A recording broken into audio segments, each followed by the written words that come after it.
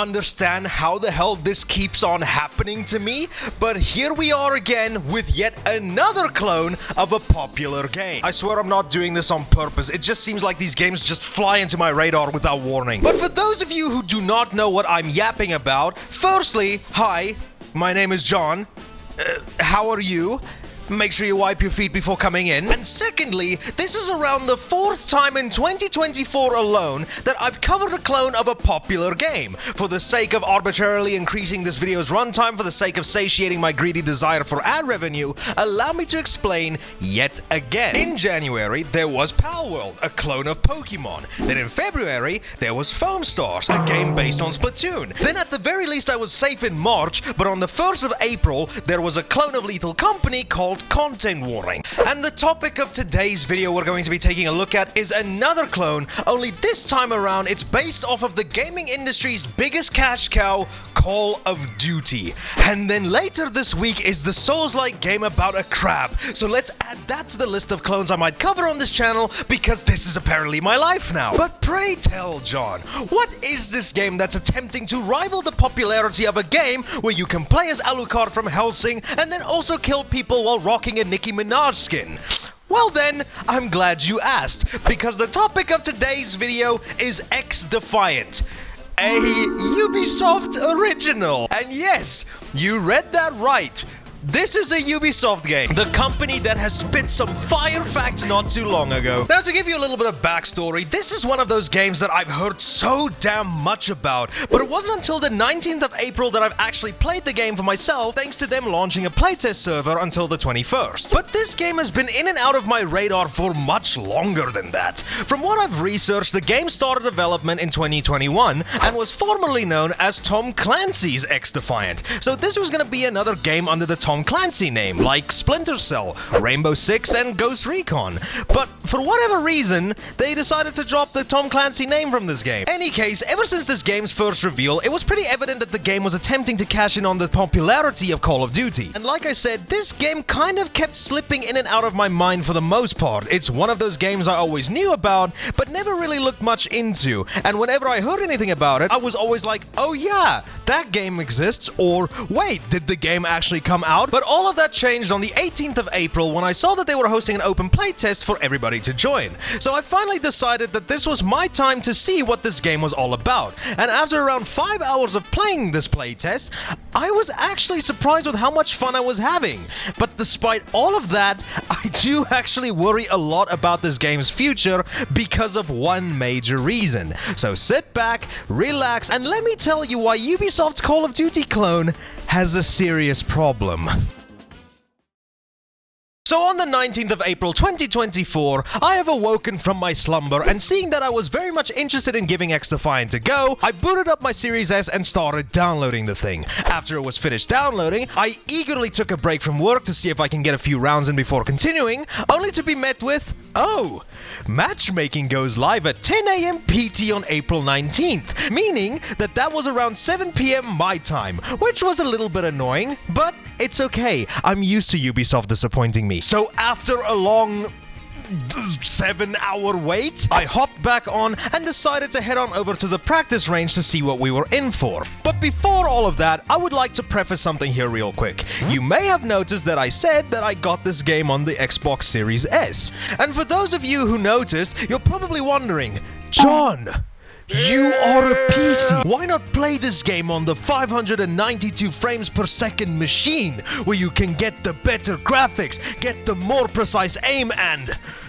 mods? Well, I have one simple answer for that. Fuck Ubisoft Connect. Yes, as much as I prefer playing shooters on my PC, I am really not in the mood to add yet another launcher to said PC. Steam and Epic are more than enough for me. It's why consoles are endlessly superior. Any case, moving on over to the practice range, we have an awful lot of Easter eggs. I mean, what the hell is this supposed to be? We have television screens showcasing stuff like Assassin's Creed, Watch Dogs Legions. We have an assload of statues of the best video game characters. There's even a few parts in here that I like to call the graveyard. Because I mean, we have a TV showing off Splinter Cell. We have cards from the one game that Ubisoft just yoinked out of people's libraries because fuck them. And oh no, man, no! What the hell? No! Why you gotta do my boy Rayman dirty like this? Why is he stuffed all the way back here where only the elite would be able to find him? It's bad enough that we didn't get a game of him in the last decade, but come on, this is plainly just disrespectful. Hashtag dicks out for Rayman. Any case, what we're able to do here is go through a Titanfall-esque shooting gallery to see how many targets we can hit and finish within the fastest time.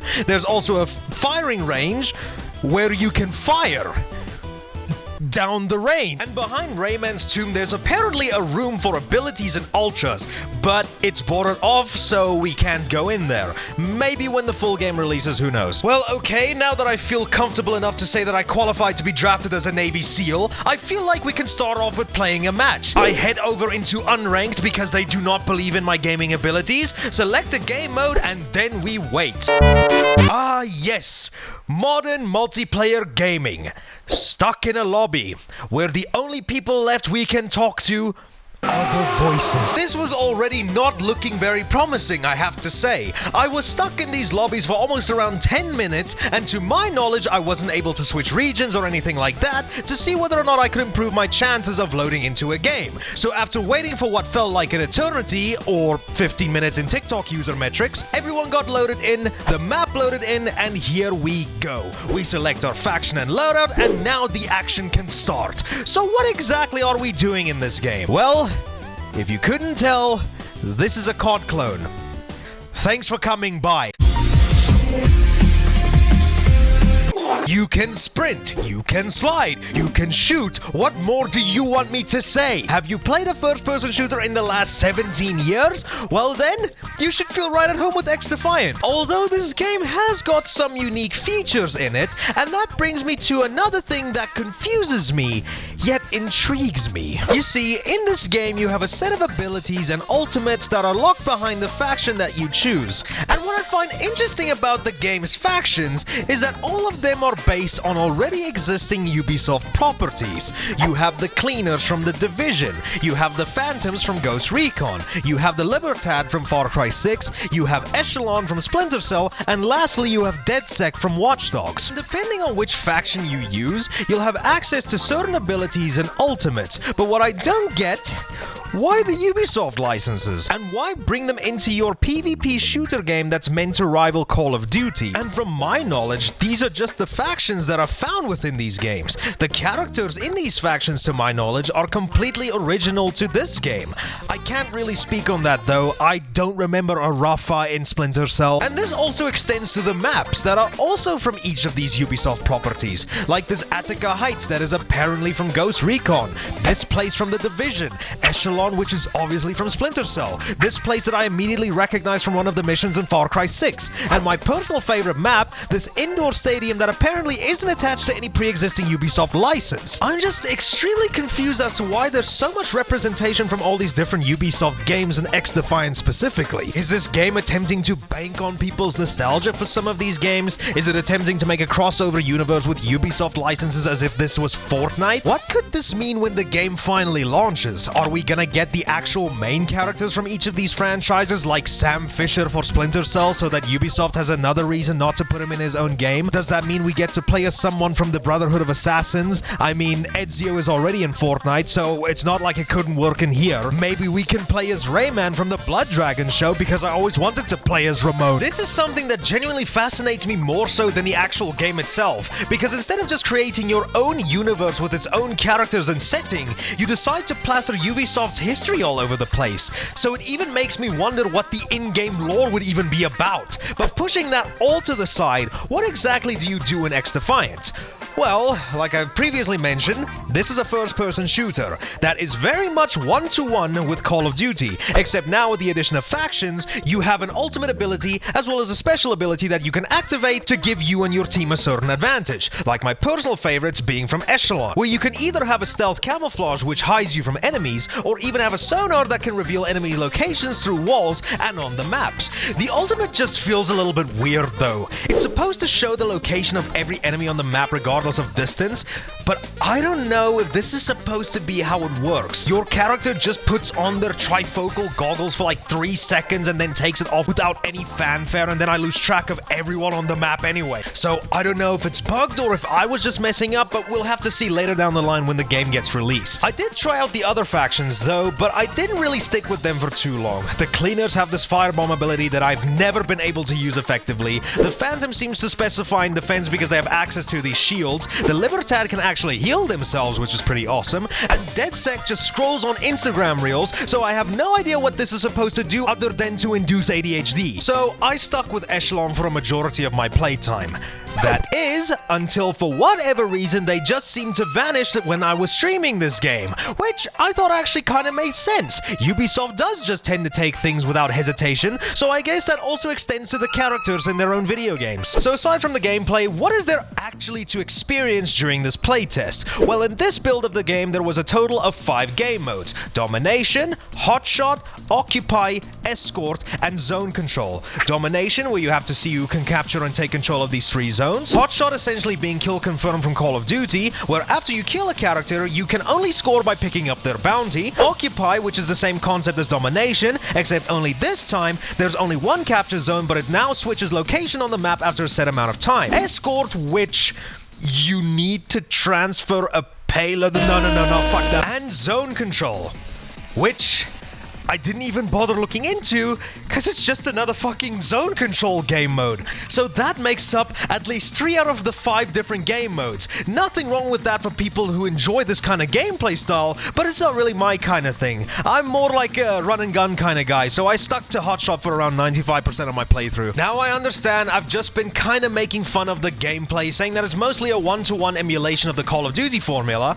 and I'm not lying, because I don't like spreading misinformation on the internet, but that's not necessarily a bad thing. The gameplay is smooth and responsive. Each and every single one of these guns feel powerful, and it's satisfying to nail the opposition with them. And a thing that I'm extremely grateful for, despite all the super abilities which makes you feel like you're playing a hero shooter, is that all the weapons you can use are based on real guns and not some stupid cringe futuristic shit. So you get your MP5s, your M4A1s, you know, the works. And a thing that I actually tinkered around with was the customization of these weapons. It really took me back to older games like Black Ops 2 and the OG Modern Warfare games, so I approve of this feature. In terms of the game's actual presentation, the game runs incredibly smoothly on the Series S, where I've not experienced a single frame drop during my entire 5-hour playthrough, and the game looks pretty damn good as well. Maybe not as good as other big budget Ubisoft games, or hell, even current Call of Duty games, but for a small little project, it gets the job done. And going back to the gameplay, it just feels more like an older Call of Duty game, somewhere around Modern Warfare 2, 2009, and Black Ops 2. It's not overly complicated to get into, the gunplay feels satisfying, and all in all, it just feels good to play. And with the additions of the ultimates as well as a special ability each faction has access to, it just helps it stand out enough from its contemporaries, and I think that really works. It just genuinely feels good to play something in the modern day that harkens back to that era of multiplayer shooters that we had during the Xbox 360 and PS3 era. But now it is time for me to turn into a sour lime that makes you eat your own lips. I need to clarify though that this could be a playtest exclusive problem, but if it's not, then this game might have some serious trouble when it comes down to how this game will perform once it officially launches. Now remember how I kept saying that I've sunken in around 5 hours into this playtest? Well, that's true, but whereas 4 of those hours were spent having fun with the game, the other 1 hour was spent in these fucking lobbies. Now yes, I'm not even lying here. The lobby wait times in this game was brutal. Sometimes you'd instantly get into a match upon loading into a game mode, but other times you'd be stuck waiting for, no joke, up to around 15 minutes. The wait times were so bad, in fact, that when I was streaming this game a little bit on Twitch, which you better go follow by the way, link in the description, my chat actually thought that the game was dead way before the thing actually released. Now, I don't know how the servers were moderated during this playtest build. I would like to say that they had limited server space so that they didn't need to allocate a shit ton of resources for essentially a demo to this game, but if this isn't the case, then what the fuck? A thing that really frustrated me, because it absolutely made no damn sense whatsoever, is that you get kicked out of the lobby you join as soon as the match ends. So, what the hell? This essentially could have mitigated the wait time had they just kept us in the same lobby with the exact same players. Think of the potential friendships we could have made with everybody in here. But just like the crew, Ubisoft took all that away. So I genuinely hope that this is a situation of it being a playtest build of the game, and that everything will be smoothed out by the time the game officially launches. Because one of the biggest reasons why this bothers me so much is that I was genuinely having so much fun with the core game, that it was just too much that I wasn't able to keep playing because I was stuck in these stupid lobbies. I genuinely enjoyed my time with XDefiant. It felt good to play a game in the modern day that took me back to playing Black Ops 2 with my buddies back in the day on the 360, and seeing where Call of Duty is nowadays, I don't think they'll ever attempt to revisit their own formula anytime soon, so it's up to other developers to pick up the slack. And the fact that Ubisoft was the company that actually did something like this is actually extremely commendable, I must admit, and if they stick with the product, I can genuinely see it going big. Just add some more game modes, both competitive and co-op, fix the servers, and give it more content as time goes on, then we might have a true rival to Call of Duty that we haven't seen in quite a long time. And what helps this case is that XDefiant is said to be launched as a free-to-play game, so already that makes the barrier of entry incredibly low, whereas you have a $70 paywall just to experience that kind of gameplay over on Call of Duty's side. But now sadly we need to address the elephant in the room. This is Ubisoft we're talking about here. They aren't exactly known for being the best company when it comes to satisfying their players, with their controversial statements like people needing to get comfortable with not owning their games, to essentially stealing the Crew 1 from people's libraries without compensating people whatsoever for their original purchases. I wouldn't be surprised that the game is gonna suffer a lot just because of the developer behind it. Another thing that I'm really skeptical about is how the game will handle monetization, seeing that it is going to be a free-to-play game. It makes me wonder how they'll be able to sustain the game and what they're gonna do to maintain a constant flow of revenue, because as we know, Ubisoft also hasn't really had the best track record in this regard either. So despite how much fun I had playing XDefiant, whether or not it succeeds, I would say, isn't dependent on the player base entirely, but it will depend on what the owner of the property does with it after launch. But with all of that out of the way, thank you guys so much for watching this video. If you guys liked the video, consider leaving a like and subscribing. Special thanks to Patreon member Mr. Aftonboy. If you guys want to support the channel in any way, consider becoming a member or joining the Patreon. But with all of that out of the way, I've been John from the channel with the freakishly long name, and I will see you guys in the next video. Goodbye. Love you.